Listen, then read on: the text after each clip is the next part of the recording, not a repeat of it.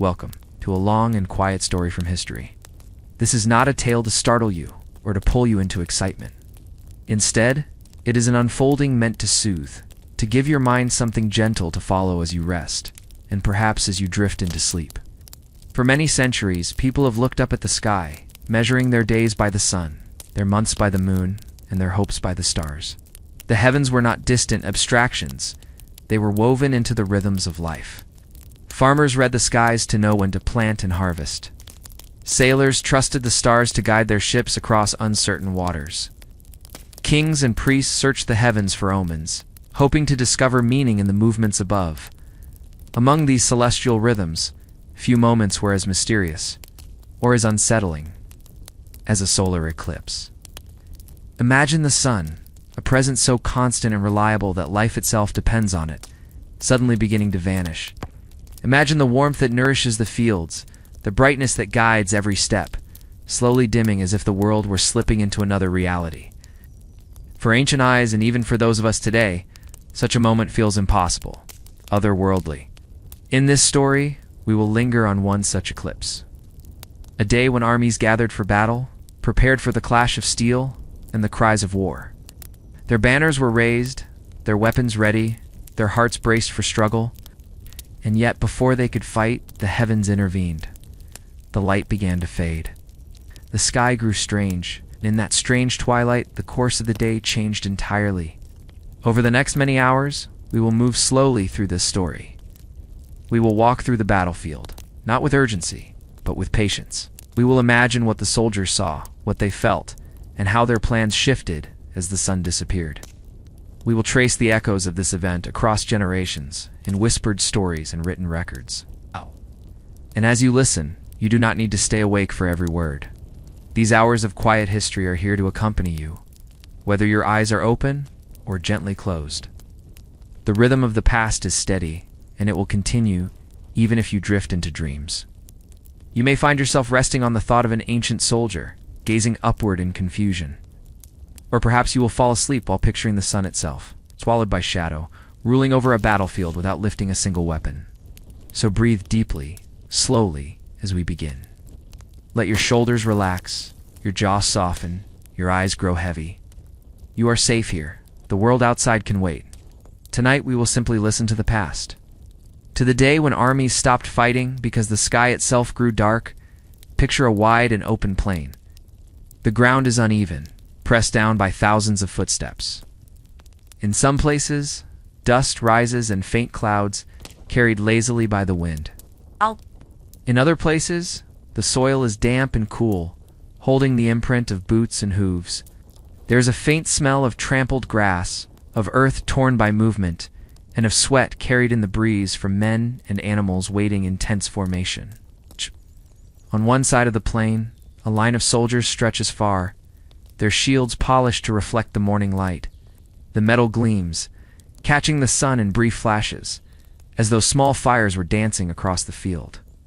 Spears rise in a forest of wooden shafts tipped with iron, their points sharp, steady, and unwavering. Each soldier knows his place, his duty, and the expectation that soon, very soon, he will need to step forward. Across from them stands another army, equally resolute. Their banners shift gently, heavy cloth embroidered with symbols of loyalty and pride. Horses snort, stamping at the soil, their riders adjusting reins with careful hands. The sound of armor shifting, leather straps tightening, and swords sliding slightly against scabbards fills the air in a steady metallic rhythm. No one speaks loudly. Conversations are whispers, short and uncertain, quickly swallowed by the vastness of the plain. Above it all, the sun shines clearly, casting sharp shadows across the earth. It seems eternal in that moment, blazing brightly, commanding every detail of the scene below. The armies stand in its light, preparing for battle as countless others have before them. Yet this day will not be like others. At first, the change is almost too small to notice. The sunlight softens, just slightly, as though a thin veil of silk has been draped across the sky. Shadows stretch a little longer than they should, reaching farther than expected. Soldier might squint upward, brushing sweat from his brow, thinking perhaps a cloud has passed over. But the sky is clear, no, heavy storm gathers, no drifting clouds block the day. The dimness grows. The brightness that had seemed so strong begins to falter. The ground loses some of its color, and the shine of weapons dulls. The edges of the horizon blur as if dusk has arrived too soon. One soldier, then another, tilts his head toward the heavens. Others follow, until entire ranks are glancing upward, their eyes searching the sky. The air itself feels cooler, heavier. The breeze carries not the heat of noon, but the chill of evening. And there, above them, the sun begins to vanish. The armies pause not from a command, not from discipline, but from instinct. It is as if every body recognizes the strangeness of the moment. The rhythm of the battlefield falters. Shields lower slightly. Horses shift uneasily. The tension of battle is replaced by something else. Curiosity, confusion, and the first quiet edges of fear. Imagine yourself standing among them. You had prepared for noise, the thunder of drums, the roar of voices, the clash of weapons. Instead, you hear murmurs. A ripple of puzzled questions moves through the lines. The light around you is unfamiliar. Not quite day, not quite night. You feel the odd sensation of your own shadow stretching, lengthening, as though the earth beneath you has changed. This is the beginning. The moment when the heavens themselves reach down, interrupting the plans of men. No herald announces it. No treaty explains it. Only the sun, slowly slipping behind shadow, reminds all who watch that their struggles, however fierce, are small beneath the sky. The battlefield is no longer just a place of war. It becomes a theater of wonder, where soldiers forget their weapons, if only for a moment, to gaze at the mystery above. The light continues to fade, and with it, the certainty of what comes next. The soldiers, once focused only on the lines before them, begin to lift their eyes. What moments ago was a sky of certainty has become unfamiliar. The sun, once so steady and unwavering, now appears fragile, diminished. At first, some men rub their eyes, as though they are mistaken. Perhaps the dust of the field clouds their vision. Perhaps a trick of the light deceives them. No, this is not an illusion. The change spreads across every corner of the plain. Shadows lengthen unnaturally, stretching across the ground like dark fingers.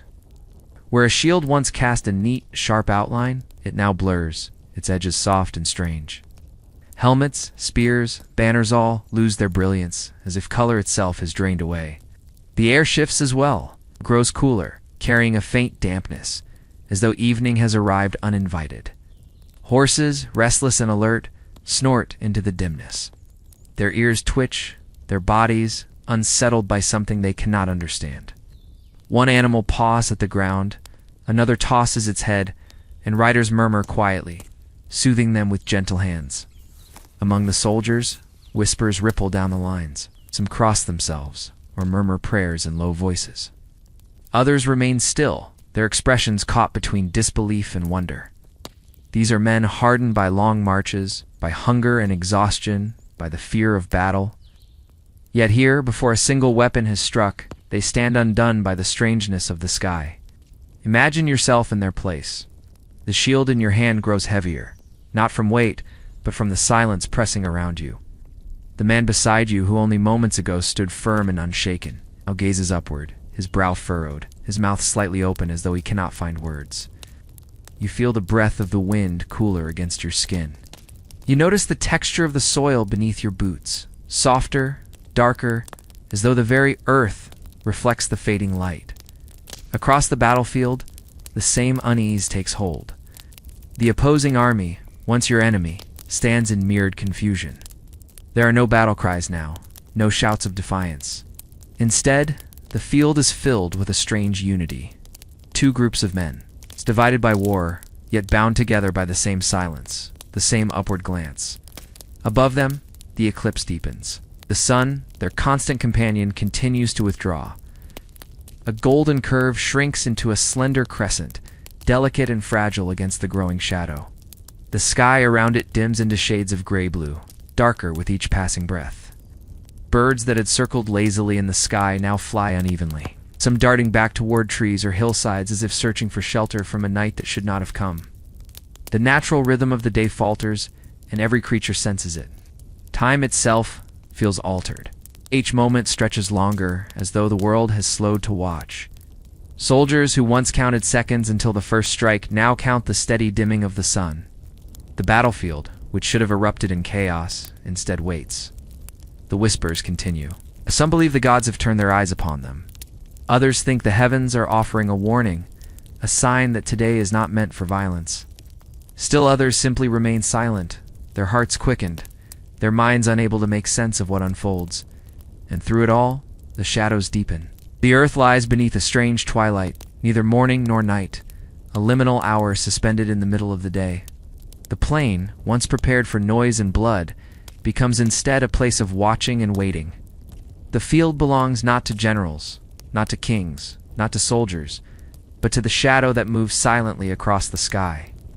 Slowly, almost imperceptibly at first. The sun continues to vanish. What was once a golden circle at the heart of the sky becomes thinner, reduced to a fragile curve of light. Soldiers who had never seen such a sight before hold their breath, so even breathing too loudly might disturb the heavens.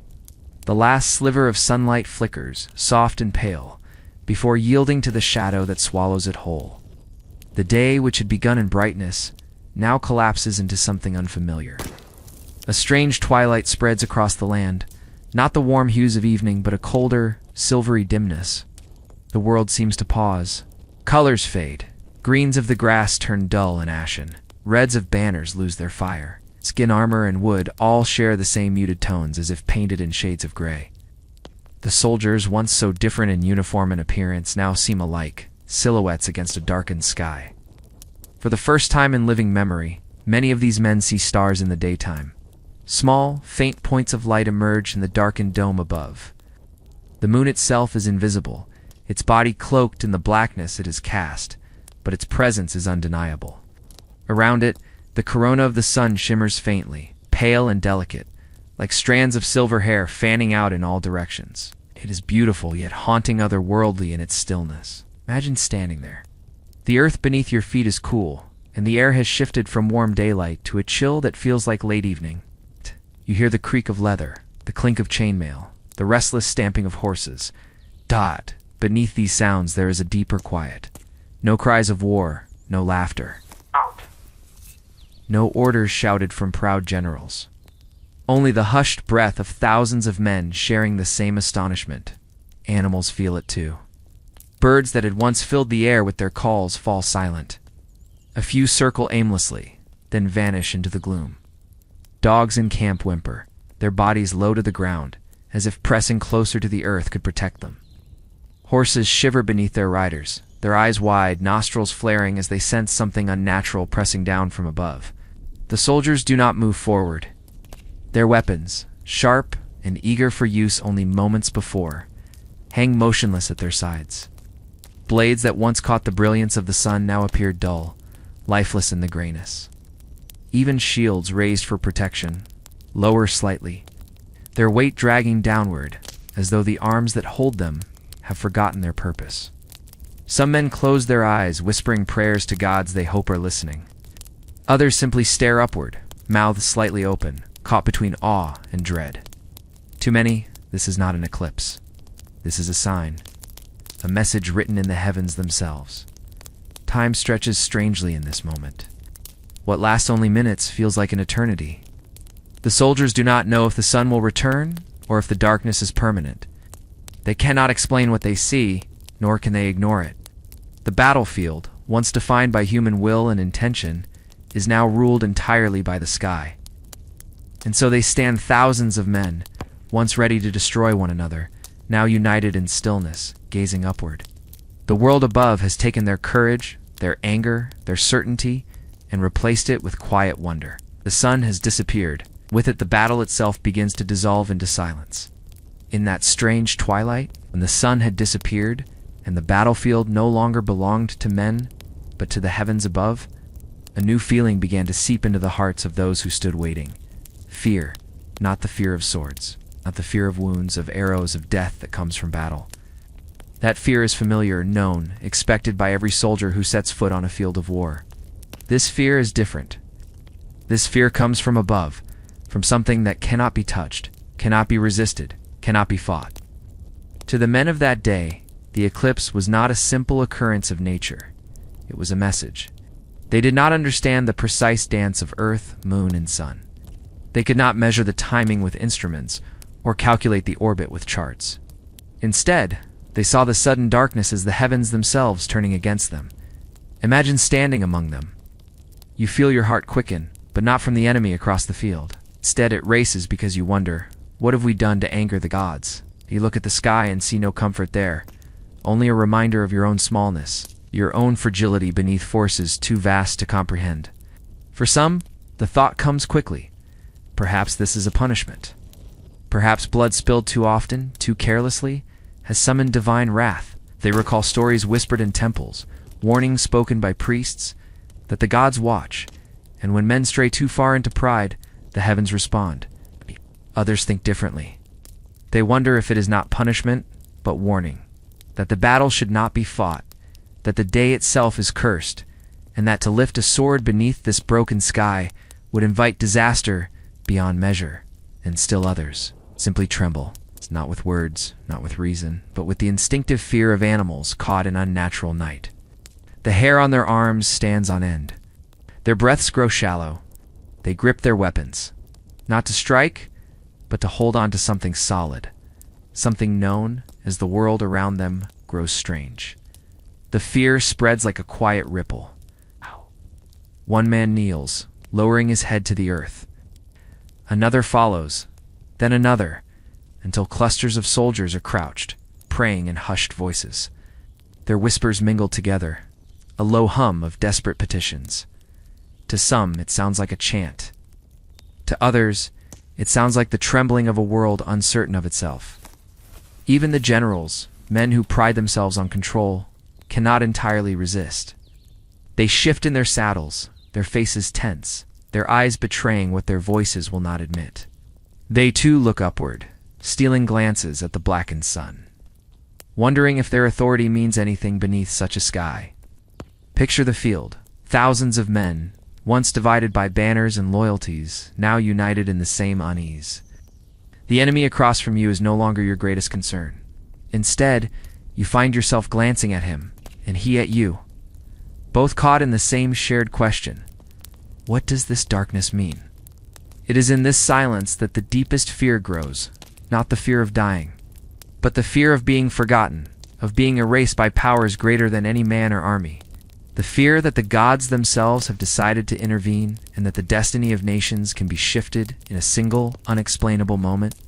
The field, once alive with tension and the promise of noise, is now heavy with stillness. The hearts of soldiers, which had been braced for courage, are now softened by dread. Even the bravest among them feel the tremor of uncertainty. This is fear not of man, but of the heavens. It changes everything. The darkness lingers, stretches across the field, soft and heavy, and with it comes a stillness that touches every hand, every weapon, every heart. Moments earlier, those weapons had gleamed with deadly purpose. Swords polished until they caught the sun. Spears tipped with iron, steady and sharp. Shields raised, their wooden frames bound with leather, ready to meet the first blow. Each piece of metal, each tool of war, held tension and anticipation. They were not only objects, but promises of violence, of loyalty, of courage. But now, in the dim light of an eclipsed sun, their brilliance fades. The gleam of steel dulls, becoming flat and colorless. The edges of spears blur into shadow. Even the banners that once inspired resolve droop heavily, their colors swallowed by gray. And slowly, one by one, hands begin to shift. A soldier lowers the point of his sword, just slightly, almost unconsciously, as though the weight has grown too heavy to hold. Another, standing nearby, rests the butt of his spear against the ground. The tip no longer aimed outward, but tilted harmlessly toward the earth. The gesture is small, yet meaningful. It spreads. Weapons that had been braced for impact begin to dip. Shields sink lower on tired arms. The rigid lines of soldiers soften, not through defeat, but through hesitation, through the quiet agreement that something larger than them has taken command. Imagine yourself standing there with your own blade in hand.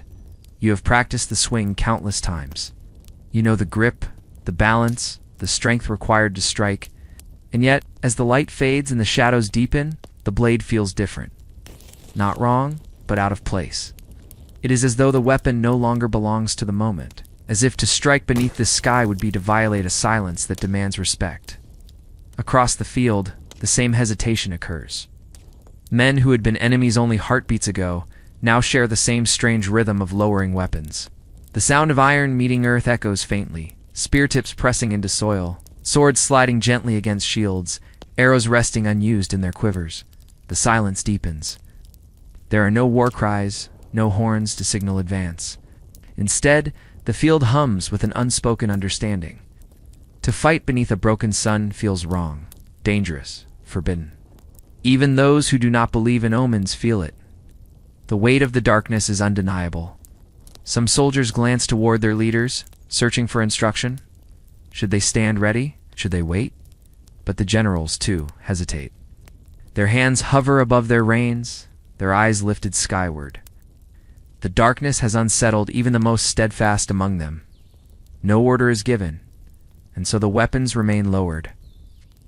There is a kind of relief in it, though none will speak it aloud. The arm grows heavy when held in readiness for too long. The heart grows weary when braced for battle. Now, in this pause, in this shadowed stillness, there is a brief release. Muscles unclench. Shoulders drop. Breaths come slower, deeper. The body, once coiled for violence, yields to the quiet. Across both armies, the lowering of weapons becomes not just instinct, but ritual.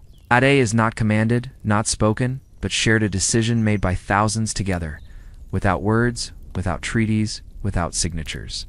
A collective surrender, not to one another, but to the heavens above. The battlefield, which moments ago was a place of imminent chaos, has become something entirely different.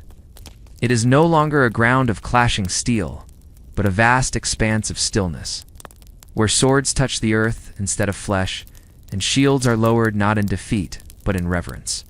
And so, beneath the eclipsed sun, the weapons rest. Waiting, silent, harmless. The battle does not begin.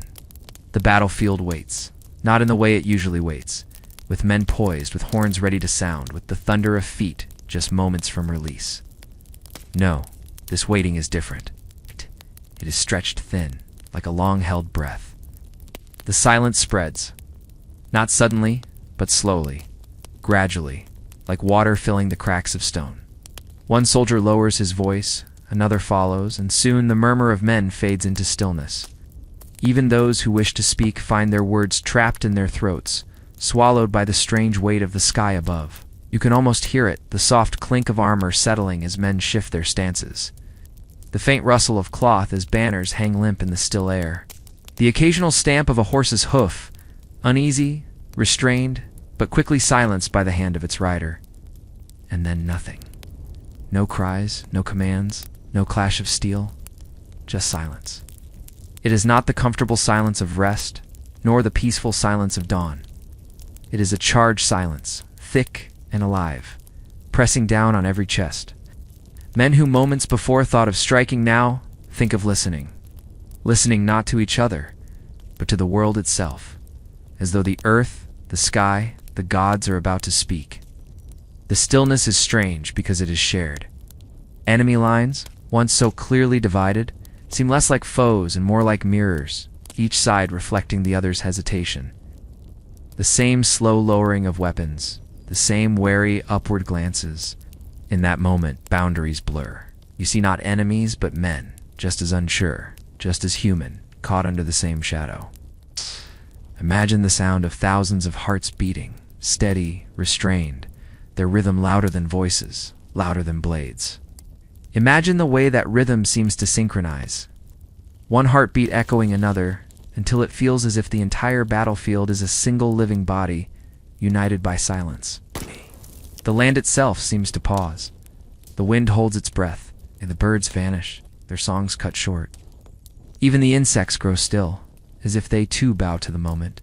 And yet, beneath the silence, there is something else in undercurrent, subtle but undeniable. Tension, a question, a wonder. What comes next? And no one dares to move first, for to break this silence feels sacrilegious, like stepping into a temple and shouting in its holiest chamber. Air itself demands respect. Generals glance at one another, their faces pale in the dim light. Should they command an attack? Should they call for retreat? Their lips remain pressed shut. Even leaders who thrive on authority find that their voices betray them here. The silence has stripped them of power, reducing them to men like any other, waiting, uncertain, small beneath the blackened sun. And so the stillness stretches. Seconds lengthen into minutes. Minutes stretch into something that feels like eternity. The silence becomes so complete that men begin to hear things they would never notice in battle. The faint creak of leather straps, soft hiss of their own breathing inside helmets, the beat of their pulse in their ears. For some it is unbearable. For others, strangely calming, as though the world itself insists upon rest. The silence is not empty, it is full. Full of fear, yes, full of awe, certainly, but also full of something gentler, a fragile, unspoken peace, resting lightly across the field, as delicate as morning mist. No one knows how long it will last, perhaps only a moment more, perhaps until the sun returns. But for now, it is all there is. The battlefield is not a place of war. It is a place of listening, a place of stillness, a place where silence itself commands more power than swords. Among the thousands of men who stand in waiting silence, there are a few who bear the heaviest burden. They are the leaders' commanders, generals, kings, perhaps men whose very presence is meant to give certainty when uncertainty reigns. They wear finer armor, ride taller horses, and carry themselves with practiced confidence. Their voices, in ordinary battles, would thunder above the clash, giving shape to chaos, carving order out of noise. But on this day, their strength feels smaller. Their power feels fragile. The eclipse does not bow to them. The sky does not pause to ask their permission. The light does not return simply because a commander wills it. For the first time in many long years, these leaders look upward, and in that gaze lies the quiet truth. They are not in command here. The heavens themselves lead. Imagine one such general. His breastplate gleams faintly in the dim twilight, though moments ago it shone brilliantly in the midday sun. His hand rests upon the hilt of his sword, yet his fingers do not tighten. He looks from the ranks before him to the shadow overhead, and in his heart a doubt stirs quiet but insistent. What if the gods disapprove? The thoughts creep in, unwelcome yet irresistible. For a man who has led many battles, who has stood amid blood and fire without trembling, this pause feels more dangerous than any sword. Not because it kills the body, but because it unsettles the spirit. And he is not alone. Out on the opposite side of the field. Another leader and enemy in every practical sense finds his own thoughts, wandering in the same direction. He too feels the chill of doubt, though he wears it beneath a hardened mask. He too glances at the strange sky and wonders if he stands at the mercy of something larger than armies, larger than nations. Doubt, you see, is contagious. It spreads not with sound, but with silence. A soldier sees hesitation in the eyes of his captain, and his own certainty begins to falter. Another notices his general gazing upward too long, and he lowers his own weapon. Soon, the chain of command is reversed. It is not the leader's inspiring confidence, but the heavens' inspiring hesitation. The commanders wish to speak. They wish to issue commands, yet their words fail them. Their voices, trained to command hundreds, seem too small, too brittle against the vast and quiet sky. A single shout would feel unnatural, almost profane, like trying to outvoice thunder. So instead, they wait. They weigh the moment as though measuring it carefully. Their silence is not ignorance, it is recognition. They know that to act now would be to defy not just the enemy, but the universe itself. And few men, no matter their pride, will raise a sword against the sun. Consider how these leaders must feel. The pride of their rank balanced against the humility of their humanity. The memory of victories past set against the strangeness of a day when the world itself seems to whisper not yet. Perhaps one of them recalls the old stories told by priests or seers, of omens in the sky, of stars that foretold victories or disasters. He may have dismissed them once, proud in the strength of his own arm, his own strategy. But here now, as the sky darkens, those tales do not seem so distant. Perhaps another thinks of his people, waiting in villages far away, unaware of this strange shadow that has halted the tide of war. He wonders what story he will bring home, a tale of conquest or of surrender to the heavens. And so the generals grow quiet. They exchange no words, no banners, no signals. Yet if one could read their eyes, if one could see the heaviness upon their brows, the truth would be clear. They doubt. And in that doubt lies the seed of peace. However temporary, however fragile, the armies vast and bristling with steel now stand like statues. Their leaders, once unshakable, now hesitate like common men. The sun, half hidden, has taken command. Time stretches. The silence deepens. The leaders wait, just like their soldiers, humbled, uncertain, gazing upward at a sky that reminds them of their place. Not rulers of fate, but subjects of it. And in that fragile, flickering moment, war holds its breath. No treaty is signed, no herald steps forward. No ink touches parchment, and no oath is sworn aloud. Yet still, something binding happens here, on this dim and silent field. It is an agreement, but one unlike any other. An agreement made not with speech, but with silence. Out with gestures of diplomacy, but with the lowering of hands. Not with signatures, but with the stillness of thousands of men who do not move. The Eclipse has written its own terms, and both armies, willingly or not, obey them. Imagine this vast plain, two armies facing each other across a line, invisible yet deeply felt. Swords glimmer faintly, their edges dulled by shadow. Shields rest heavy at men's sides. Horses shift uneasily, hooves pressing into dry soil. Yet even they seem subdued, as though sensing that today is not a day for thunder. A soldier on one side exhales slowly, lowering his spear a fraction, almost without realizing it. Across the field, a man in enemy colors does the same. Neither knows the other's name, neither would hesitate to strike him under different skies. And yet, in this moment, their movements mirror one another, unplanned, unspoken, almost instinctive. The unspoken spreads. A rhythm of hesitation passes across the lines, invisible yet palpable. One man releases the tension in his bowstring. Another loosens his grip upon a sword hilt. Another takes a single step back, not out of fear, but because the earth itself feels heavier beneath the shadow.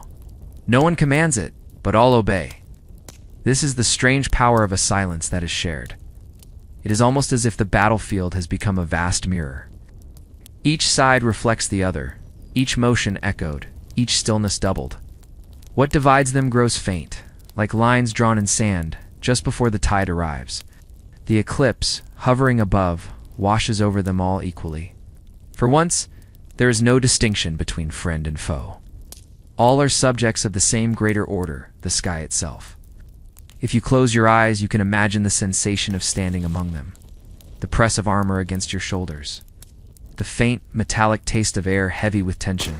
The dryness of your lips as you try to swallow in the silence. And the steady, slow realization, no one is moving forward. The decision is made, not with words, but with stillness. Think of how rare this is in history. Armies do not stop without reason. Generals do not yield without cost. Soldiers do not spare enemies without command. And yet here all these truths unravel. Not because men reason together, but because the heavens spoke in shadow. The agreement is not one of peace eternal. It is not a treaty that will last generations. When the light returns, when the fear fades, when the logic of war reasserts itself, perhaps the clash will come again. But in this suspended hour, this shared darkness, there is an unbreakable bond. Both sides know this is not the time to fight. Notice how fragile, yet how absolute such an understanding feels. It rests upon nothing tangible, no seal, no parchment, no words. It exists only in the stillness, in the eyes of men who meet across a silent field and recognize the same awe. This is why it holds, because silence can be stronger than speech, because hesitation can be more commanding than command. Because under a sky that hides the sun, men realize that there are forces against which steel is powerless, so they do not advance, they do not charge. They do not hurl themselves into the shadow with rage. Instead, they wait. They breathe together, thousands of chests rising and falling in uneasy rhythm. They stand as witnesses, not warriors. They become, for a fleeting moment, less to armies and more one gathering of souls. joined by the same wonder, the same uncertainty, and though nothing is said, the agreement holds. A truce carved not in stone but in silence. A treaty not bound by kings, but by the very movement of the heavens. For today, in this moment, war itself has bowed its head. Time on a battlefield is usually sharp and quick. Seconds matter. The raising of a shield, the drawing of a bow, the cry of a commander each moment cuts swiftly into the next, leaving no room for reflection. But here, under the dim eclipse, time behaves differently. It does not cut, it stretches, does not rush forward, it lingers. The armies stand facing one another, but instead of movement, there is suspension. Instead of a clash, there is waiting. Instead of noise, there is a pause so vast that it seems to bend the rhythm of the world itself. Imagine the sensation of it. The minutes pass, yet they do not feel like minutes. They lengthen into something greater, something heavy, like cloth soaked through with water. Every second seems to weigh more than it should, dragging against the mind, demanding to be noticed. A soldier shifts his feet, feeling the ground beneath his sandals, each pebble distinct, as though magnified by the stillness. Another adjusts the strap of his armor, the faint leather creak echoing unnaturally loud in his ears. A horse flicks its tail, and even this small motion feels monumental, a rare ripple in a frozen sea. The pause holds them all. It becomes not just an absence of action, but a presence in itself. It is not nothing. It is something. Something that settles into their bones, into their breathing, into their thoughts. Even the air feels slower. The wind, normally quick to pass, seems caught in hesitation. It moves gently, brushing across helmets, carrying with it not the heat of noon, but the strange coolness of twilight. Dust particles hang, suspended in shafts of muted light, each one visible, turning slowly as though the world has forgotten how to hurry. Men begin to notice details they never would on a battlefield. The faint stitching of cloth upon the tunic of the man beside them. The uneven surface of a spear shaft, worn smooth in some places, rough in others. The shallow breaths of comrades, rhythmically rising and falling. The quiet trembling of hands, not from fear of death, but from the weight of the unknown. And across the field, their enemies' men, who only hours before were faceless threats, become strangely human in this pause. One soldier notices how the rival's armor is patched at the shoulder, a mark of repair. Another sees the way an enemy's hand rests nervously against his thigh, tapping lightly, as if to keep himself grounded. Details that would be blurred by speed now appear with clarity, painted vividly by the stillness. Pause teaches them something subtle. In silence, the enemy looks more like a mirror. But the stillness is not peaceful alone. It is layered with tension, like a rope pulled taut but not released. The longer it stretches, the more the body feels it. Hearts beat louder in the absence of sound, minds wander into fearful places. Questions rise, unspoken, yet shared. Will the light return? Will the battle resume? Or has something greater rewritten the fate of this day? Some men close their eyes briefly, just to escape the intensity of the dim sky. Others stare upward without blinking, afraid they will miss the moment the shadow shifts. Each finds himself alone with his thoughts, yet connected by the same vast waiting. The generals, too, feel it. Their silence has become part of the pause, commands withheld, their authority suspended, their minds turning in circles. Each second of hesitation feels heavier than a sword, heavier than a shield. To break the pause would be to invite defiance of the heavens themselves. The long pause deepens, and in it the battlefield begins to lose its identity. It is no longer a place of war, but of watching. No longer a ground of enemies, but of witnesses. The earth beneath their feet feels ancient, steady, and indifferent, as though it has seen such pauses before and will see them again. Perhaps some soldiers think of their families in these drawn-out moments. They picture the warmth of firelight, the sound of laughter, the quiet routines of home. Others think of temples, of prayers once spoken, of omens now remembered with sudden urgency. Some think of nothing at all, their minds slipping into blankness, lulled by the strange rhythm of waiting. This is the power of the pause. It reshapes thought. It magnifies feeling. It stretches a single hour into a lifetime. And so, For what feels like eternity, no sword strikes, no arrow flies, no war cry breaks the air. The pause is complete. The armies remain. The shadow holds them still. The world breathes, slowly, heavily, waits for the return of light.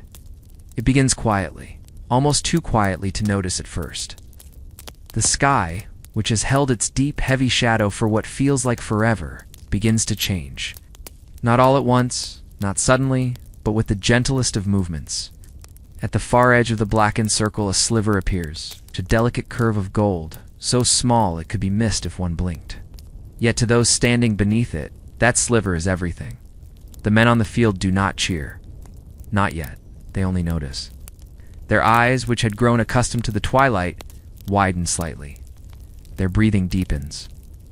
There is a shift so subtle, so fragile, like the faintest exhale of the world itself. The golden edge grows, most slowly, steadily, almost shyly.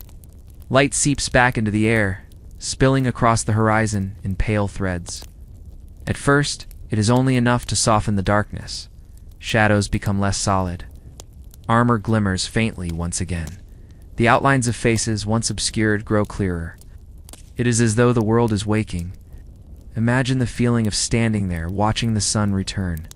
The coolness of the air begins to lift, warmed by the timid glow. Colors muted for so long start to reveal themselves. Greens of distant fields, browns of earth beneath feet, the dull silver of weapons all slowly take on new life. The battlefield, once painted in shades of gray, is brushed gently with color once more. And with the color comes relief. You can sense it in the way shoulders relax, in the way grips loosen on hilts and spears. Men who held their breath without realizing now, let it go, sighing softly into the warming air. 1,000 quiet sighs, blending together, form something greater than a sound. It is a feeling, a wave of release that passes across the field. The sun's return is not sudden triumph. It is not a blaring of horns, not a cry of victory. It is gentler than that. It is the slow reawakening of courage, the subtle return of hope, the reminder that light, though hidden, was never lost. Even the animals respond. Horses lift their heads, ears twitching, as if comforted by what they see.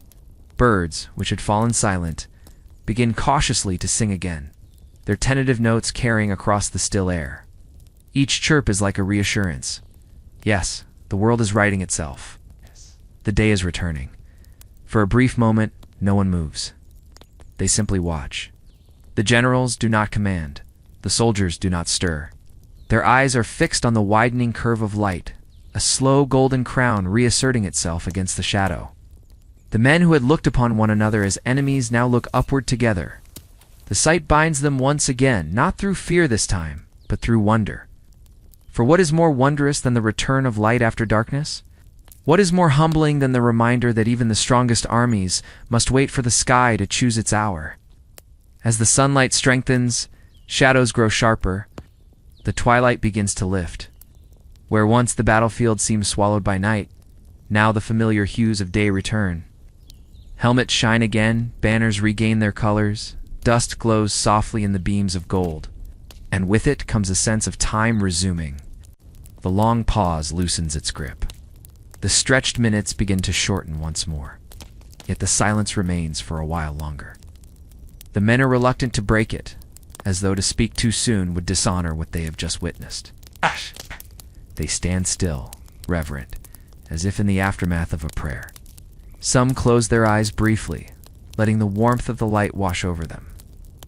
Others keep their gaze fixed upward, unwilling to miss a single second of the sun's slow return. And in every heart, there is a quiet recognition. They have seen something rare, something larger than themselves, something that will not be forgotten. The eclipse fades. The sky reclaims its brightness. Day reasserts itself with patient grace. And the armies, still motionless, still hushed, stand not as warriors for this fleeting moment, but as witnesses to the most ancient truth of all, that darkness comes but light returns. When the shadow passes, what follows is not noise, is not shouting, is not triumph, is a sound far older, far more honest than any battle cry could ever be. It begins with one man, breath long and shaky, leaving his chest in a slow release. He did not even realize he had been holding it. For during the eclipse, all lungs seemed bound, all air seemed heavy, every chest tightened with the weight of waiting. Now, with the light's return, he exhales.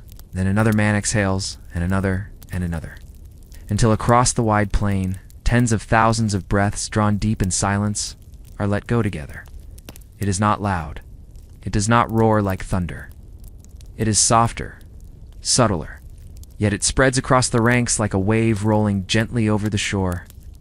A sound made not of words, but of release, of relief, of surrender to what is greater than themselves.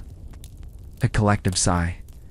Imagine standing there, feeling it ripple through the crowd. You do not hear just the breath of your comrades, but the exhalation of your enemies too. For in that moment, the distinction blurs. Steel and banners do not matter. Kingdom and allegiance dissolve. All are human, and all have witnessed the same wonder, endured the same pause, carried the same weight in now. All let it go together. Air. The air itself seems to change with it. With every breath released, the field grows lighter. The tension that clung to the atmosphere begins to lift, like fog dissolving under morning sun. Even the earth seems easier beneath their boots, as though it too has been waiting for this shared release. Faces change as well. You could see them if you walk slowly among the ranks. A soldier closes his eyes, head tilted upward. A faint smile at the corner of his lips, though he knows not why. Another presses a hand to his chest, steady in his heartbeat as if it were running ahead of him. One man laughs softly, not from mockery but from relief, the kind of laugh that comes unbidden when fear loosens its hold. Another simply kneels, resting his palms on the earth, grounding himself in the feeling that life continues, that light has returned. The sigh is not only sound, it is posture, it is gesture. It is the loosening of fists, the dropping of shoulders, the unbending of spines. It is every subtle movement that says, we are still here. Even the generals, men who stand tall with the weight of command, cannot escape it. They too release their breath. They too feel the knot in their chest untie. Some glance sideways at their enemies across the field, and though no words pass, the look itself says enough. You felt it too, didn't you? Above them, the sky brightens further. The last traces of shadows slip away, and the sun, now whole, radiates freely again. Its warmth spreads slowly, tenderly, across skin chilled by the cold of darkness. This warmth deepens the sigh, transforms it into something almost sacred. It is not exaggeration to say that for a moment, the battlefield becomes a sanctuary. Not a temple of stone, nor a shrine of wood, but a temple made of air and sky, of breath and silence. No priest presides, no ritual is spoken. The only rite is the act of breathing together, the only prayer, the unspoken gratitude that fills their lungs. Time itself seems altered. The eclipse stretched minutes into eternities. Now those eternities collapse back into seconds, but the weight of them lingers. Men feel older for having endured it. Some feel smaller, some feel wiser, yet all feel changed. The sigh is also memory. They know even if they cannot yet put it into words, that they will remember this. They will tell their children of the day when the sky darkened and when all the world seemed to hold its breath. And they will recall, too, the moment it was released, when thousands sighed as one and light returned. And though swords remain sharp and shields still gleam, for this one span of time, no hand reaches for them. The battlefield rests. It breathes as the sigh settles. It fades, not because it is forgotten, but because it has done its work. The air feels different now, lighter, freer, alive again, and in that quiet aftermath, men stand taller, not with pride, but with calm. They are not victors, not yet, nor are they vanquished. They are simply human beings who have witnessed both darkness and its undoing. The collective sigh has bound them. For one moment, fleeting, fragile, and unforgettable, they were one. Silence remains, not the silence of emptiness, but the silence of fullness, so complete that it presses against the skin, fills the lungs, and settles in the bones. It is a silence that feels heavy, not because it suffocates, but because it carries with it all that has just been seen and felt. It is the weight of thousands of men, thousands of hearts, standing in the same moment, sharing the same air, the same awe, the same exhaustion of spirit. After the collective sigh, there is no rush to speak. Words would be too small, too fragile, too clumsy to carry the enormity of what has happened. To speak now would be like striking flint against the softest velvet, jarring, intrusive, unworthy. And so they do not speak. The battlefield, a place meant for noise, remains wrapped in stillness. The clashing of steel, the barking of orders, the cries of the living and the fallen, all the sounds that normally define such a place, are absent. Instead, there is only the soft rustle of fabric in the breeze, the faint creak of leather straps loosening, the quiet stamping of a horse shifting its weight. These small sounds do not break the silence. They deepen it, reminding all who hear them just how quiet the world has become. The stillness is not fragile. It does not feel like something that will shatter at the slightest touch. It is dense, solid, almost tangible. Like a great stone lowered into the center of the field, immovable, undeniable. It holds them all in its gravity. Men stand as if under a spell. They look at one another, but do not speak. They look at the sky, but do not cry out. They look inward, into the deep places of themselves, and there too they find silence. This is not the silence of fear. It belonged to the shadow, when the world was dark and breath was tight. No, this is the silence of reflection, of release, of reverence. It is the silence one feels upon entering a cathedral, or standing before an ancient mountain, or listening to the sea in the small hours of the night. It is the silence that humbles. It presses equally upon king and foot soldier, upon general and archer, upon friend and foe. None are spared it, none are elevated above it. In this weight, all are leveled. All are merely witnesses, and all are equally insignificant before the vastness of what has been revealed. Time behaves strangely within it. Seconds pass, but they do not feel like seconds. They feel like extensions of eternity, as though the eclipse has left its imprint upon the flow of ours. Men shift their weight but do not step forward. Horses breathe but do not advance.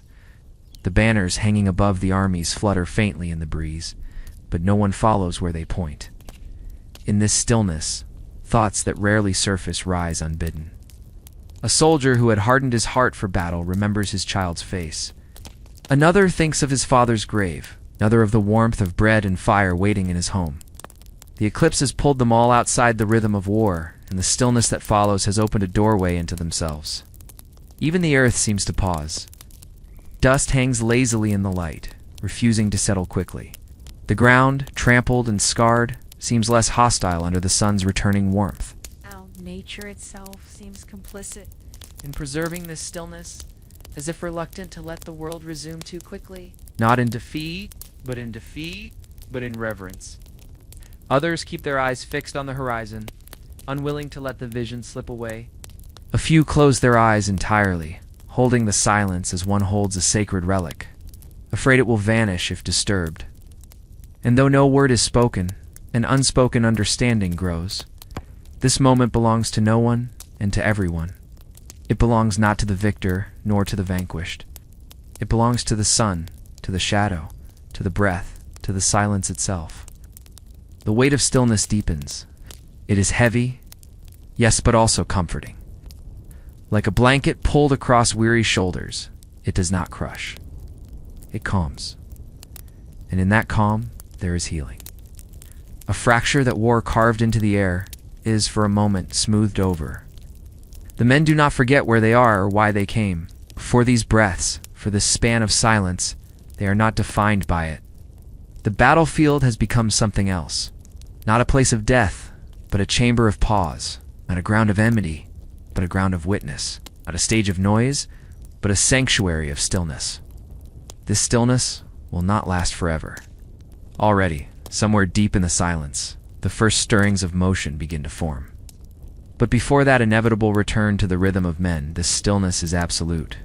And they stand inside it, held by it, changed by it. The weight of stillness is not a burden. It is a gift. A gift they did not ask for, but one they will carry with them forever. The stillness holds. But nothing in this world remains untouched forever. Even silence, no matter how deep, eventually begins to shift. It begins so quietly that it is almost imperceptible. Single step in the dust, one soldier easing his cramped legs. A leather strap creaks faintly as a man adjusts the weight of his shield. A horse shakes its mane, scattering a few specks of sunlight through the air. These are not acts of defiance. They are not even choices. They are instincts, small reminders that the world has not stopped, that bodies must still move, that life continues even under the shadow of awe. The first movements are hesitant, almost guilty. Every man seems to feel that breaking the silence would be like disturbing sacred ground. Their gestures are slow, measured, reverent. A soldier bends his knees, but softly, as though afraid the earth itself might object. Another releases the tight grip on his spear, fingers stiff, the wood leaving its mark upon his skin. Eyes wander before voices do. Men glance to their left, to their right, toward their commanders, toward the ranks of the enemy still facing them. They search for permission, for confirmation that the spell has truly begun to loosen. No one dares to be the first to speak. But each small movement, each shifting of weight, is a quiet ripple across the surface of the still pond. The sound of breathing, once lost in the collective hush, grows audible again. Deep sighs, shallow exhales, the rasp of dry throats, all of it begins to layer back into the air. A hand runs across a beard. A man adjusts his helmet. Another rolls his shoulders, stiff from standing so rigidly. Even these simple gestures feel significant. It is as though the men are relearning what it means to inhabit their own bodies. The eclipse had pulled them into something larger, something beyond themselves. Now, with the light's return, they remember what it means to be flesh and bone, mortal and restless. On the edges of the battlefield, the wind begins to stir. Blades of grass bow and sway. Dust lifts into spirals and drifts across the boots of soldiers. The banners limp for so long, catch in the breeze and ripple faintly. Their colors, once muted by shadow, glow richer now beneath the renewed sunlight. A murmur rises. Not yet words, but the low vibration of many throats, clearing lips parting, voices testing the air. It is the prelude to speech, the fragile sound that comes before language itself. Like the faint hum of a hive before the bees take flight, it hints at the return of human noise. The commanders are no different. Their armor gleams faintly once more, catching slivers of the restored sun. Yet they too hesitate. These are men accustomed to control, to issuing orders that shape the course of life and death. And still, in this moment, they wait. Their hands, resting on sword hilts or staffs of command, remain still. Their eyes, sharp and proud, flicker upward as if still uncertain of heaven's verdict. Among the soldiers, some allow themselves to breathe more freely. Others keep their heads bowed, unwilling to break the sanctity of what they have just witnessed. Between the two armies lies the same stretch of earth as before, scarred. Waiting, but now it feels like a border no one dares to cross. The first clear sound comes not from men, but from nature.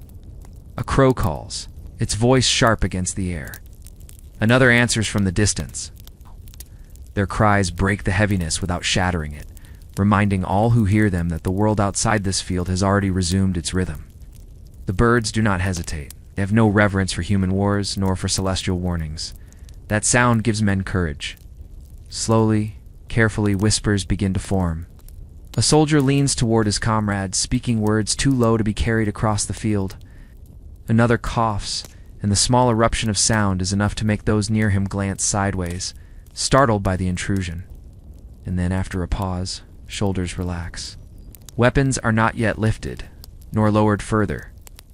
They remain held loosely, as though their owners are unsure whether these tools belong to this moment any longer.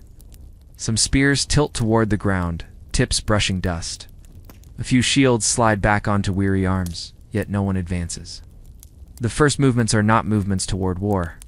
They are movements back into life, into the ordinary motions of bodies and breath, of speech and sight. The battlefield is still a battlefield, but for now, it feels like something more fragile, a place where men hesitate on the edge of resuming what they came for. And in that hesitation, there is meaning. For hesitation is choice suspended, possibility held open.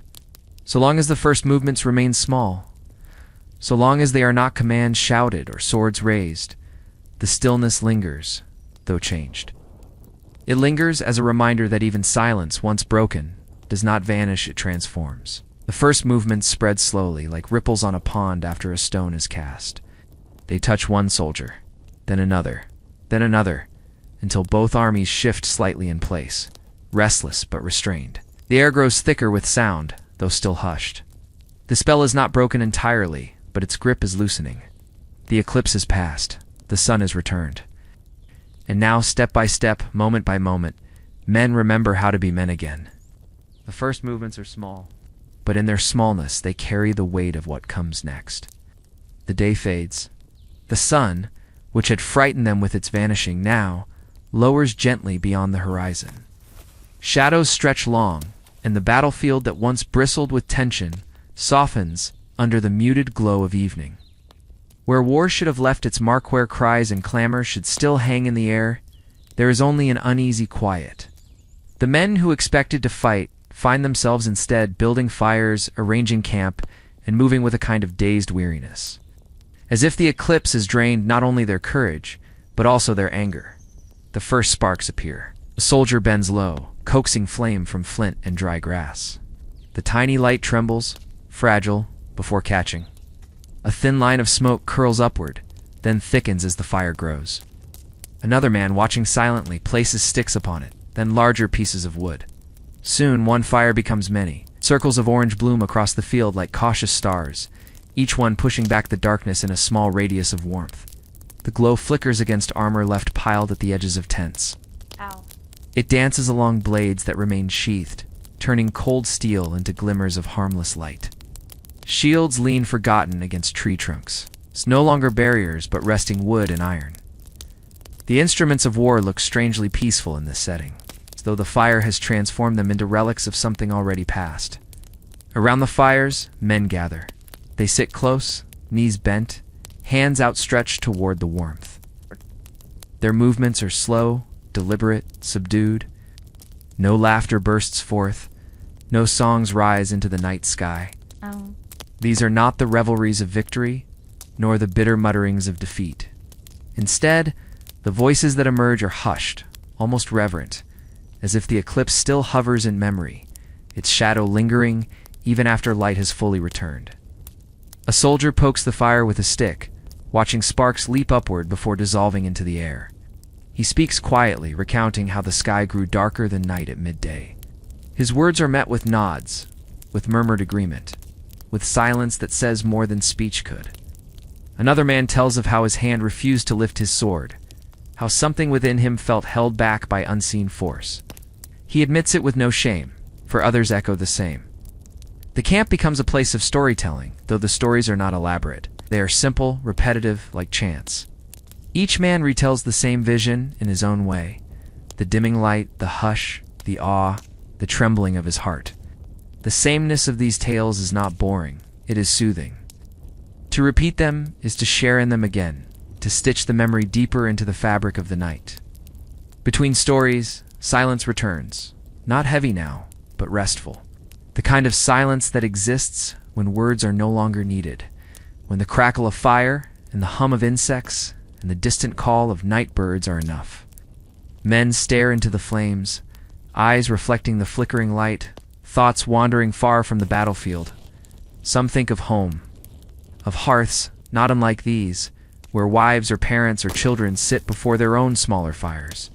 Others think of the gods, of whether the eclipse was warning or mercy, of whether tonight's fire is an offering or a shelter. A few think of nothing at all, simply allowing their tired bodies to rest, their minds to drift where the flames lead them. Above them, the sky clears. Stars pierce through the darkness, countless and sharp. The moon glides slowly, indifferent to the day's astonishment. For the men below, though, the heavens no longer feel indifferent. They feel near, watchful, commanding. Every flicker of starlight is a reminder that they are small, that even the greatest clash of armies can be stilled by a single shadow across the sun. The fires burn lower as the night deepens. Some soldiers drift into sleep, lying back upon cloaks spread on the ground. The fires glow soft upon their faces. Others remain awake, staring upward, unwilling to let go of the memory. A few continue whispering, their voices carrying softly, barely louder than the crackling wood. Not far away, Across the field, the enemy does the same. Though divided by distance, both armies mirror each other in the quiet rituals of evening. Their fires to glow against the dark. Their men, too, tell stories in low voices. Same sky covers them. The same memory binds them. The same stillness holds them even now. There is something fragile, almost tender, about this night. It does not feel like a pause before bloodshed. It feels like a reprieve, like a gift stretched into the hours of darkness. The fires are not weapons. They are guardians, keeping back both cold and fear. In their glow, men are not enemies. They are simply human beings, weary, thoughtful, alive. As the hours pass, the fires sink into embers. The glow softens, red and steady. Less like stars and more like the hearts of the men themselves, warm, beating, persistent. One by one, eyes close. One by one, the weight of exhaustion takes hold. The battlefield, untouched by war, drifts into sleep. And through it all, the memory of the eclipse remains carried into dreams. Etched into silence, glowing as surely as the embers that pulse beneath the ash. When dawn breaks the next morning, the battlefield is quiet still. No blood stains the ground, no victory cries echo through the air. Instead, the memory of the eclipse lingers, delicate yet indelible. The soldiers, both those who came as aggressors and those who stood ready to defend, carry the story with them as they return to their homes. They bring back not spoils of war, nor tales of triumph or defeat, but something stranger, more powerful. The memory of the day the sun vanished, and war itself fell silent. In villages, the story begins simply. A father tells his wife what he saw, that the light dimmed as though night had come too soon, that swords lowered, that no man dared to break the hush. Children listen, wide-eyed, though they cannot grasp the weight of what is told. To them, it sounds like myth, like the kind of tale elders invent to teach reverence. Yet as more voices repeat the same memory, the story takes root. One man recalls the eerie chill that spread when the shadow swallowed the light. Another speaks of the silence, so heavy it pressed upon his chest. Another swears he saw a halo, a crown of fire around the blackened sun. Though their details differ, the core remains the same. The heavens spoke, and men obeyed. The story travels with merchants, who hear it from soldiers at roadside inns, and carry it to towns where the eclipse itself was never seen. There it is told again, reshaped slightly, its edges polished smooth by each retelling. In some places, it becomes a story of divine mercy, that the gods spared men from slaughter. In others, it is recast as a warning, that human pride must bow before forces greater than kings. Around hearths, grandmothers weave the tale into evening lessons. They describe the battlefield, the sudden darkening, the hush that fell, the peace that followed. Their voices are calm, steady, carrying both mystery and reassurance. Children huddle close, imagining a sky that turns to velvet in the middle of the day. Some shiver at the thought, but the shiver is a gentle one, softened by the knowledge that no blood was shed. Generations remember not the details of who led the armies or why the battle had been called. Such particulars fade, as they always do. Names of commanders blur into obscurity, borders shift, causes dissolve into dust. What survives is the moment itself, the shadow, the silence, the stillness that united even enemies. The tale becomes a thread woven into festivals and rituals. In certain villages, when an eclipse is predicted, families gather not in fear, but in reverence, recalling how once, long ago, men laid down their weapons beneath the same darkened sky. Songs emerge, soft chants that repeat the rhythm of day turning into night and night returning into day. In temples, priests borrow the story to remind congregations that the heavens rule above all. They describe how mighty men poised to kill, instead trembled before a fleeting shadow. Their sermons turn the battlefield into a parable, a reminder that humility is demanded not just of the weak, but of the powerful. Over the decades, the tale is told so often that it no longer belongs to the soldiers who lived it. It belongs to everyone. To the child who hears it as a bedtime story. To the traveler who hears it from a stranger across a tavern table. To the elder who repeats it, not from memory, but from tradition. And as it travels, it changes. Some versions say the armies never fought again, that the eclipse ended the war entirely. Others insist the eclipse was the sign of a truce, divinely ordained. A few even embellish, claiming that the sun itself spoke in thunder, commanding peace. The truth may shrink in the retelling, but the essence grows larger, more luminous. It becomes less a story of history and more a story of human nature. A reminder that there are moments so vast that they silence swords, that they humble armies, that they remind humanity of its place beneath the heavens. Children who once listened with wonder become parents who tell it again. The story becomes older than memory, older than fact, older even than the men who first lived it. Oh. It transforms into something timeless, something woven into the very fabric of how people understand the sky above and the wars below. Generations remember, not because they choose to, but because the story itself refuses to be forgotten. It moves like fire passed from one torch to another, each flame consuming the wick before it, each new flame carrying the light forward. And so, long after the battlefield is grown over with grass, long after names are lost to the dust, the eclipse remains alive in words, in whispers, in the rhythm of storytelling. The days and nights that followed the eclipse were filled not with battles, but with questions. Those who had stood beneath that shadow could not help but wonder what the heavens had meant by such a sight. It was not something that could be forgotten, not an ordinary moment that faded like smoke. The memory clung to them, quiet and insistent, demanding to be understood. In temples, priests tended their fires and whispered that the gods had sent a warning, that the sun itself had turned its face from human cruelty. They said the darkness was mercy, a veil drawn across the sky to shield the earth from needless blood. Some spoke of divine compassion, while others spoke of divine displeasure. The words differed, but the meaning was the same. The eclipse was no accident. It was a message. Philosophers, with ink-stained hands and scrolls spread wide, searched for answers in the turning of the heavens. They traced lines, calculated cycles, and told themselves that what had happened was part of a grand design, predictable and orderly. Yet even as they wrote their reasoned explanations, they could not erase the feeling that had swept over the field, the trembling hush, the sense of being so very small beneath a sky that refused to shine. The mind could argue, but the heart remembered something deeper. Farmers, whose hands knew the soil better than books, found their own lesson. They said that if even the sun could disappear without warning, then no man should take his days for granted. Mothers told the story to their children, not as a lesson in astronomy or theology, but as a gentle warning that pride and anger could be dimmed in an instant. Travelers repeated the tale at roadside inns, speaking of it as proof that the world held mysteries far beyond human control, mysteries strong enough to stop armies where no king could. For the soldiers who had been there, the lesson was sharpest of all. They remembered how the light had faltered, how the air had thickened, how their hands had grown unsteady.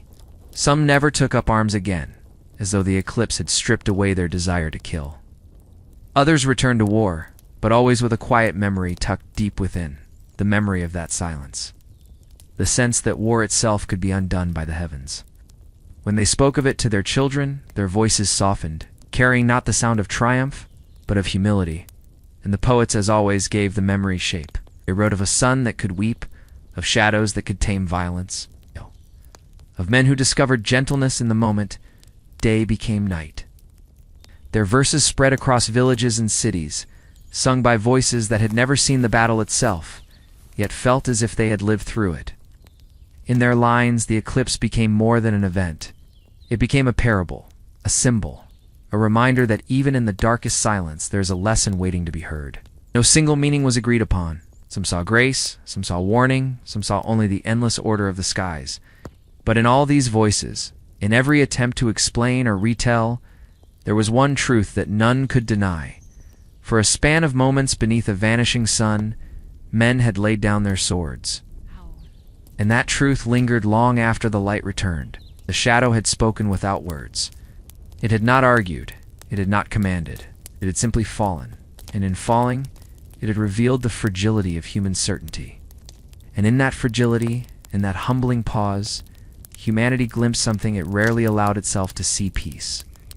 Unbidden, unplanned, drawn from the darkness itself. In the years that followed, the story of that day did not fade. It lingered in memory, passed first by word of mouth, and then by parchment, woven into chronicles, into prayers, into songs. At first it was spoken only by those who had been there, the men who remembered the hush, the generals who admitted in low tones that their orders had died on their lips, the villagers who had watched from a distance and seen the great hosts grow still beneath a darkened sky. But soon the tale spread farther, carried on footsteps that wandered from battlefield to farm, from riverbank to market stall, until it belonged not just to soldiers but to everyone. Generations retold it in their own ways. A father might tell his son that courage is not always measured by the swing of a blade, but sometimes by the willingness to pause. A grandmother might whisper to her grandchildren that even kings bowed to the heavens once. For no crown, no sword, no army could command the sun. Children heard the tale before sleep, their eyelids heavy, imagining the strange wonder of noon that looked like night, of warriors standing still as though the whole world had frozen.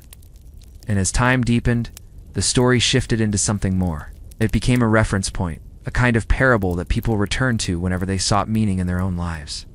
Priests used it in sermons, reminding their listeners that the divine could intervene at any moment, that the sky itself could bend human plans to its will. Philosophers quoted it as proof that the universe was vast and humbling. Human pride was always at the mercy of greater cycles. Poets recited it at festivals, their words soft and slow, as though they too feared disturbing the silence that had once held an army motionless. The memory seeped into ritual. In some places, when the sun dimmed or the moon turned red, people laid down their tools for a moment, imitating the soldiers of old. They would fall silent, if only for a breath, to honor the time when war itself was hushed. In other places, storytellers wove the tale into festivals of light, parading with torches and lamps to celebrate the sun's return, not only as a victory of day over night, but as a symbol of peace restored after violence nearly erupted. The story became inseparable from the turning of the heavens, a part of how people explained the rhythm of light and dark. Historians looking back centuries later wrote of it as a curious note in the margins of wars that otherwise ended in blood. To them, it was a pause in the endless cycle of conquest and defense, a reminder that even the most determined campaigns could be stilled by something beyond human reach.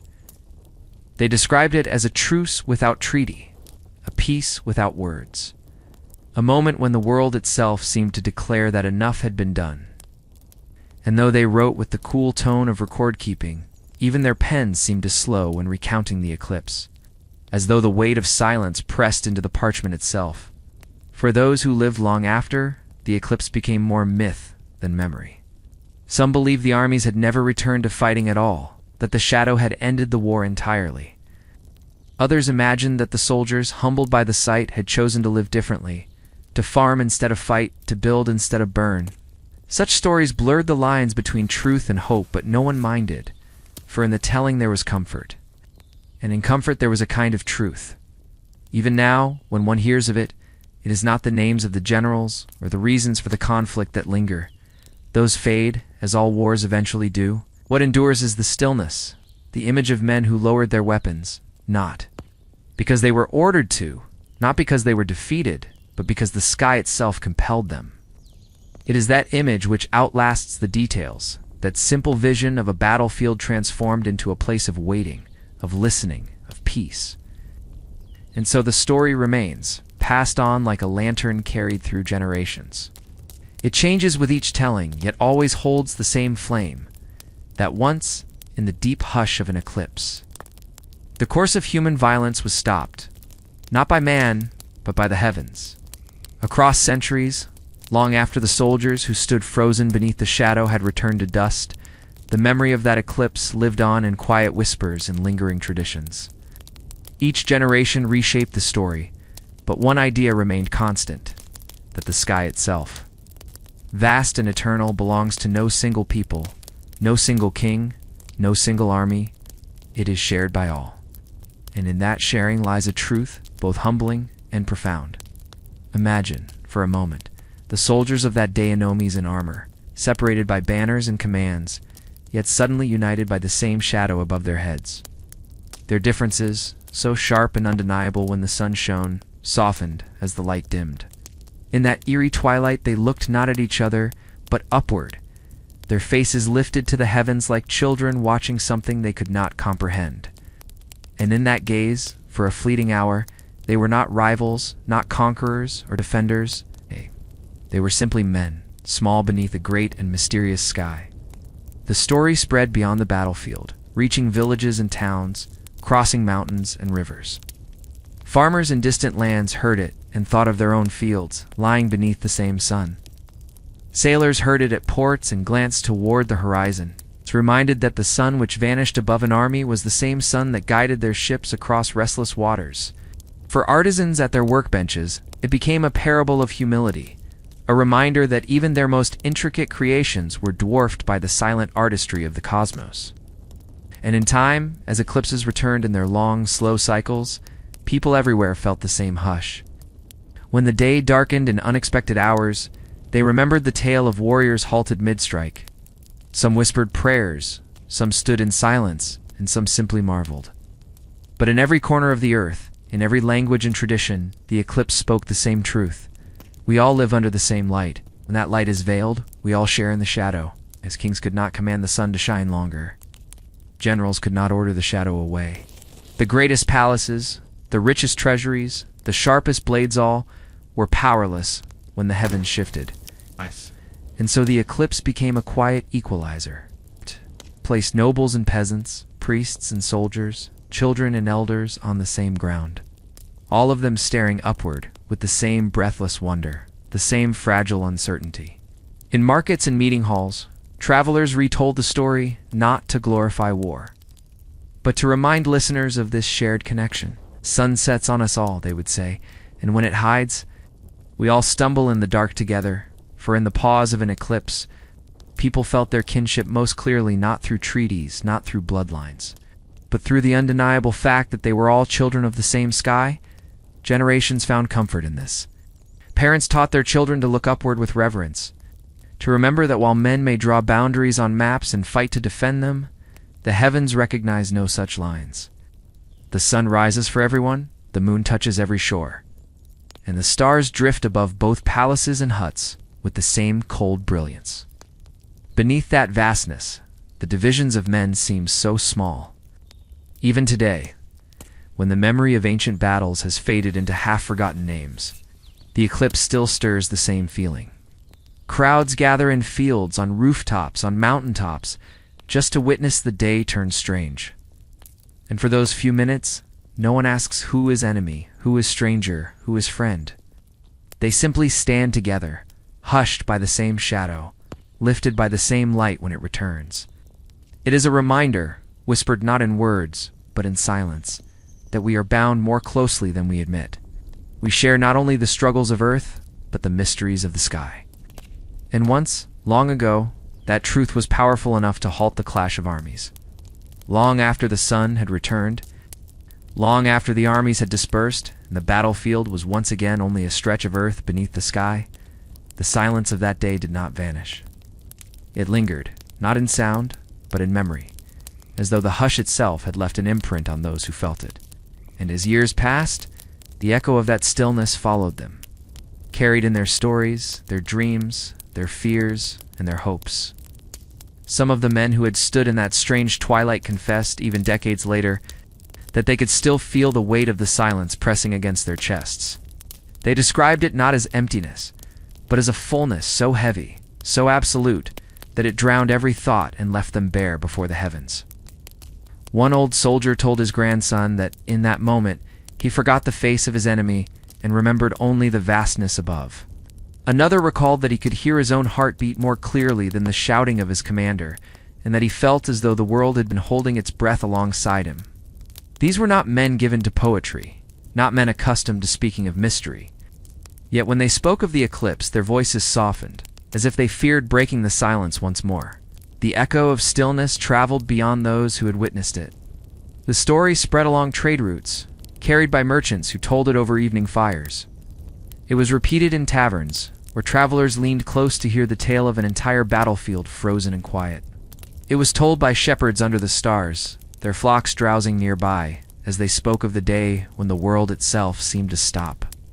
Each retelling added another layer to the echo, until it became not only the memory of a single event, but a presence in the collective imagination. a reminder that silence itself could be stronger than noise. Poets and singers wove the stillness into verses that endured for centuries. They described it as a hush so deep it seemed to sink into the bones of the earth. A pause in time that no king could command. A silence that spoke louder than the clash of weapons. In their words, the echo became timeless, a lesson not bound to one battle, to every moment when the world demanded humility. And those who listened to the poems, whether in crowded marketplaces or quiet chambers, felt the hush settle upon them too, as though the silence itself could cross years and fall upon their shoulders. Even the natural world seemed touched by it in memory. When later eclipses darkened the sky, those who remembered the story said that the fields grew quieter than usual, that the animals sensed something uncanny, that even the winds seemed to falter. It was as if the earth remembered alongside humanity, as if the hush had woven itself into the rhythm of the world. The echo was not always comforting. For some, it carried a weight of dread, a reminder that even the most powerful armies could be brought to nothing in a heartbeat. For others, it was a source of hope, proof that violence could be halted, if only for a breath. For many, it was both at once fear and solace intertwined, as inseparable as shadow and light. And so the stillness endured, not just as a tale of history, but as a presence felt whenever men gathered beneath the same sun. Parents spoke of it to lull restless children, priests recalled it when urging humility, rulers thought of it when weighing their pride. The silence itself had become a teacher, echoing across generations, reminding all who heard of the fragility of human noise. Even now, if you close your eyes, you might feel it the sense of a vast hush spreading across the land. The sound of thousands of breaths caught in unison, the quiet power of a world waiting. You may find that the echo touches you too, not in fear, but in stillness, reminding you that silence is never empty. It is full, alive, vast, and eternal. Stretching from that long-ago battlefield into the present moment, carried gently on the breath of history. The story of the battlefield Eclipse did not remain confined to the men who first saw it. It wandered, like a drifting wind that passes from one valley into the next, carrying with it both awe and unease. It became something more than memory, became a whisper traveling softly across generations, never shouted, never proclaimed, but gently handed down in quiet tones, as if it belonged to the realm of dreams, rather than the clamor of recorded history. In the villages closest to that old battlefield, the elders told it to children not as a tale of war, but as a lesson about the sky. They spoke of how men, dressed for violence, had been stopped by nothing more than the shadow of the heavens, as though the earth itself had hushed them into silence. Children, wide-eyed, listened by the glow of firelight, their small hands clinging to blankets. And though they could not imagine the clash of swords, they understood the stillness of the world holding its breath. The tale lulled them to sleep, carried on the soft cadence of voices that made even battle sound like something distant, faded, softened by time. Merchants took the story further, weaving it into the rhythm of their travels. In marketplaces, between the calls of vendors and the noise of bargaining, someone would always lean in to share it. The moment when darkness fell upon the day and soldiers laid down their arms, not because they chose to, but because the sky had chosen for them. The listeners would pause, if only for a heartbeat, picturing the strangeness of it. And then, as quickly as the thought came, they would return to their coins and goods, leaving behind only a faint echo of wonder, as though the silence itself had brushed against them for an instant. In monasteries and temples, the tale was given another shape. Monks spoke of it not as history, but as parable, a sign that the divine could intervene in the affairs of men, halting violence without bloodshed. They told their students that in every silence there was wisdom, and in every shadow there was truth. Some even timed their chants with the cycles of the moon, believing that eclipses were reminders sent from beyond, that every generation must know humility, must feel the hush that once fell upon the battlefield. The story was not written in holy texts, but it lingered in the pauses between words, in the unspoken understanding that silence itself was sacred. Sailors, too, took the tale onto the sea. Beneath wide skies and endless horizons, they would speak of the shadow that halted armies as they steered their ships through dark waters.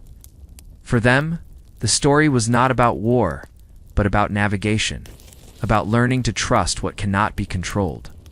They would glance at the heavens, remembering that the same sun and moon which drew tides could also unmake the plans of kings. In the creak of ropes and the slap of waves, the echo of that silence seemed to rise again, as though the hush of the battlefield had drifted into the ocean winds. As centuries passed, the tale changed. Names were forgotten, dates blurred, places became uncertain. Some swore it had happened in one valley, others insisted it was on a plain far away. Still others believed it was not an eclipse at all but a miracle, or a punishment, or a blessing. Yet through all the changes, one detail remained untouched. The stillness, the hush, the sense that for one fragile moment, all the noise of men fell away, and something larger pressed its presence upon the world. That is why the story endured. It's not because of the armies, not because of the kings who commanded them, but because of the silence that refused to be forgotten. And so the tale was carried forward, reshaped yet unbroken, like a river that bends and shifts, but never ceases to flow. Even in modern times, when the old battlefields have long been swallowed by forests and fields, when the soldiers are only dust beneath unmarked ground, the whispers remain. Whenever an eclipse darkens the day, people gather and remember not the details of the war, not the names of the forgotten kings, but the hush. They stand in silence, looking upward as generations did before them, and they feel, if only for a moment, the same pause, the same breathless quiet, the same reminder that we are small beneath the vast sky. And so the silence travels still, not bound by parchment or monuments, but carried in the living air. In the hearts of those who hear the whisper and pass it on, it drifts gently across time, a quiet companion to humanity's louder stories, waiting for those willing to listen, not to words, but to stillness itself. Time has a way of softening the edges of history. What was once sharp with fear and vivid with sound slowly becomes blurred, not erased, but smoothed into gentler shapes. So it was with the eclipse on that ancient battlefield. The clash of steel, the harsh commands of generals, the cries of men, those faded first. What remained was not the war itself, but the shadow, the silence. The way the world seemed to pause in its breath. Generations who never saw the battle themselves came to remember it as though it were a dream handed down. Through the blood of their ancestors, families spoke of forefathers who had stood in that strange twilight, their voices dropping lower as they told of the hush. Children imagined their great-grandparents frozen in awe, their weapons slipping quietly from their hands as the sky darkened. And though no child could picture the true sight of an army, every child could understand silence. They carried that part of the story most vividly, holding it in their minds like a lullaby. In distant towns, far from the field itself, storytellers began to shape the tale into parables. Some said the shadow came as punishment for human arrogance, a stern warning that no power could rise above the heavens. Others said it was mercy, a brief hand from the divine that reached down to stop the bloodshed, even if only for a moment. Still others insisted it was neither punishment nor blessing, but simply a reminder that nature is vast, and man is small, and silence is sometimes the greatest teacher. The meaning shifted with each retelling, but always, the heart of the story remained, stillness greater than sound, shadow greater than fire. As the centuries drifted forward, the memory of the battle grew hazy, but the eclipse itself grew stronger in imagination. Poets wrote verses about it, comparing the hush to the quiet of falling snow or the peace of night before dawn. Musicians attempted to capture it in song, not through loud choruses, but through long, lingering notes that seemed to hang in the air like breath. Painters tried to capture it in darkened skies, soft edges of clouds, pale rings of fading light. And though none could truly reproduce the silence, all who experienced their art felt a shiver, as if they had brushed against the echo of that ancient stillness. It was not only art that carried the memory. In times of turmoil, rulers were reminded of the tale, sometimes by their advisors, sometimes by their own thoughts. They would hear whispers of how kings once lost control beneath the shadow, how armies once bowed not to enemies, but to the heavens themselves. And though prideful leaders often dismissed the story as superstition, there were moments, quiet and private, when they too looked upward at the sky and wondered what it would feel like to be stopped, not by men, but by silence. The memory drifted even into ordinary lives.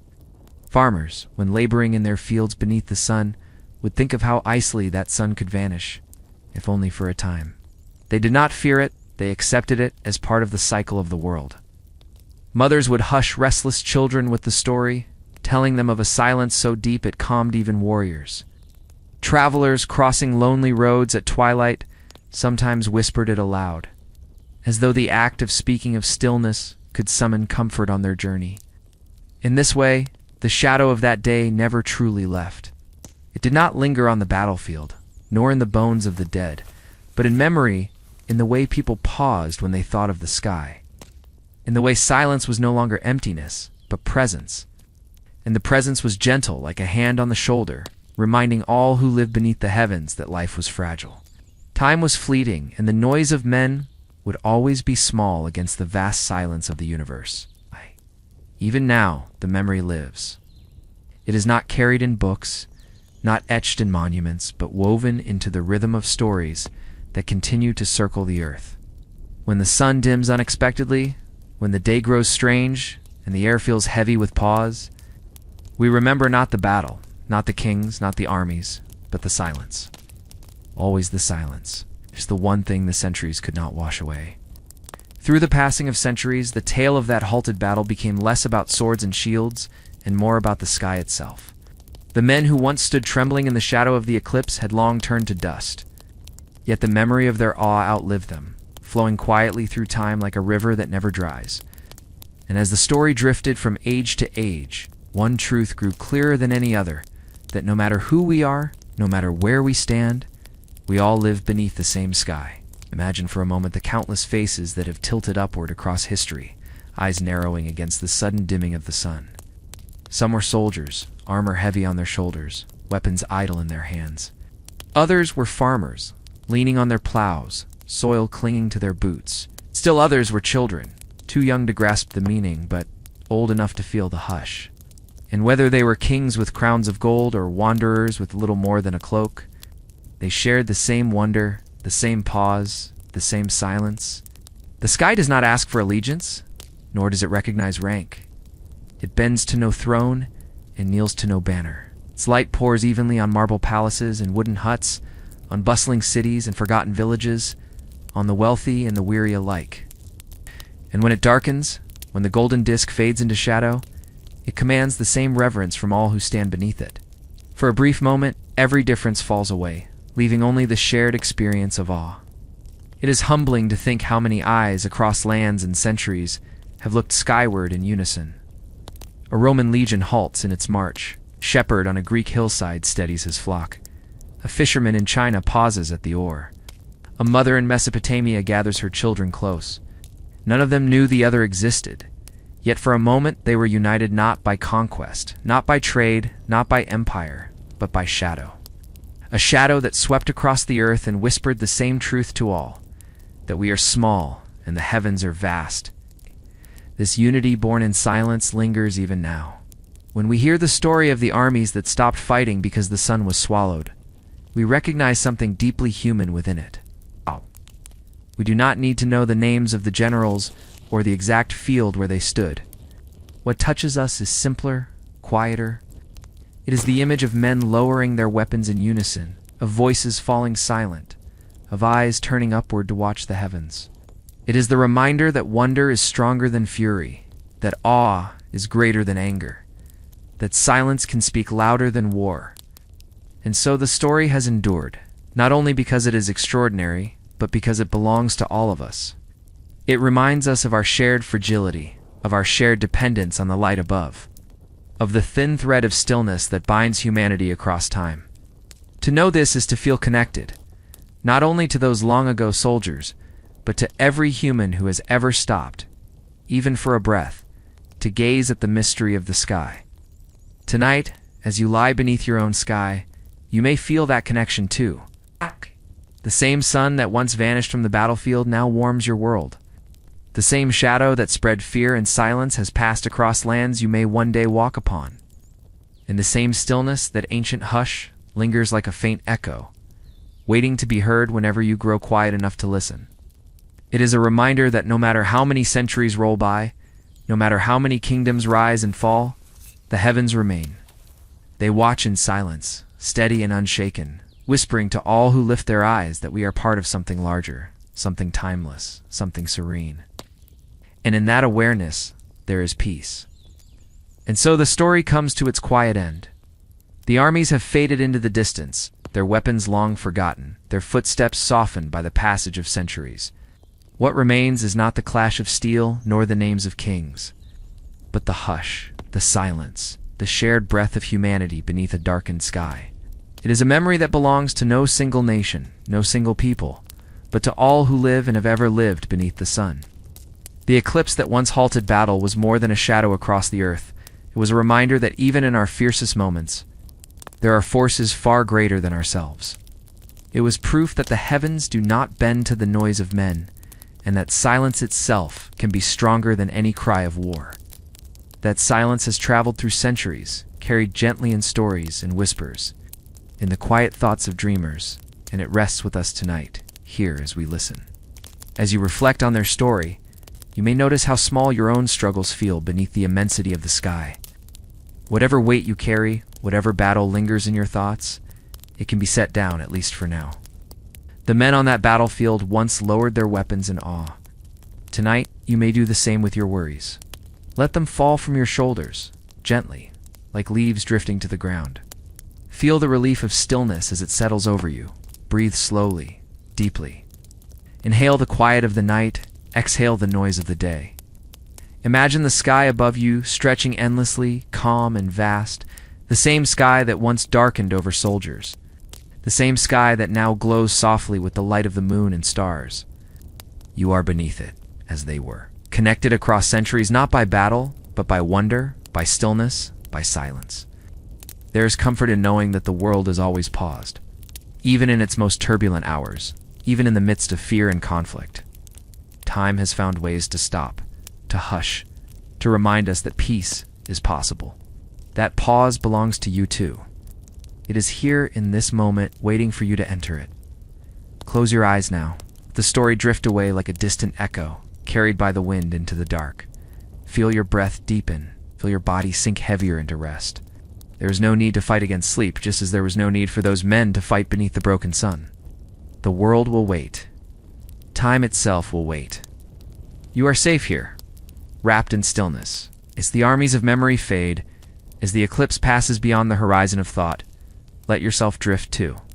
Drift into the vastness of the night, into the calm rhythm of breath, into dreams shaped not by fear, but by peace. The sky remains above you, eternal, steady, unshaken. Beneath it, you may rest without burden, without battle, without noise. When sleep comes, as it surely will, it will be like the return of the light after shadow, gentle, natural, complete. A soft dawn within your mind. Until then, let the silence carry you, as it once carried them, through the quiet of night and into the embrace of rest. Good night, sleep deeply, and dream beneath the eternal sky.